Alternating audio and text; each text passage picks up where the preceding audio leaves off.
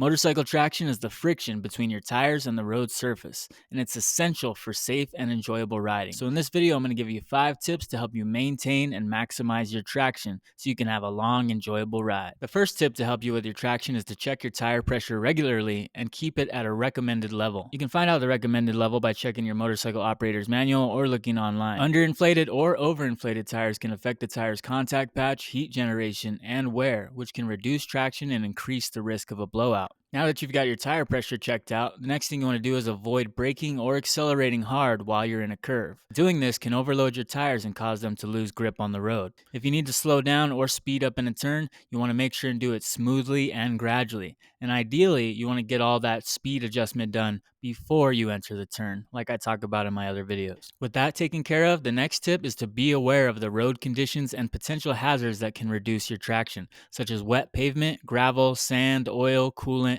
or other debris you'll encounter on the road. To help you spot all these hazards, not only do you want to use your eyes, but also your nose, ears, and other tactile senses to detect signs of slippery surfaces and adjust your speed and lane position accordingly. A good tip I like to use when I'm riding along and I encounter anything that might give me reduced traction on the road is to keep my bike straight up and down and keep my speed nice and smooth and nice and steady as I ride over top of that slippery surface. In the event you need to use your brakes and stop your motorcycle while you're dealing with any sort of reduced traction, you want to make sure and use both brakes effectively and progressively to stop your motorcycle. A good way to think about this is using your front brake with smooth increasing pressure all the way till you stop, and you're actually going to lighten your pressure on your rear brake pedal as you're coming to a stop. As you squeeze your front brake lever, the weight of your motorcycle is going to transfer forward and load up that front tire. So there's going to be less weight on your rear tire. The less weight on your rear tire, the more chances it has to end up in a skid. So you want to reduce the pressure you have on your rear brake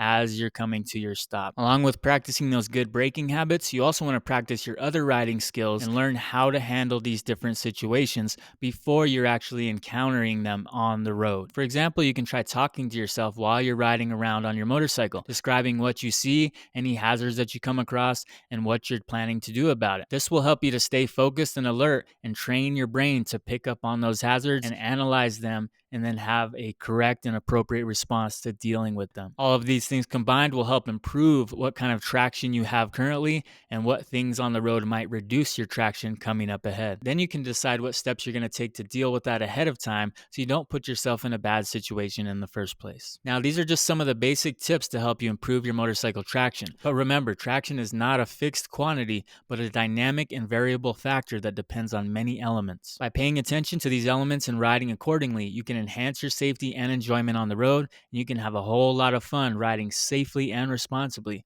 on a motorcycle, especially if you've got some good traction. But what if you've got your traction all sorted out and you still feel like you have some other bad habits you're not really sure how to deal with on your motorcycle? Well, then watch this video next to learn about 5 bad habits motorcycle riders must stop making in 2024. Not correcting these could cost you your life.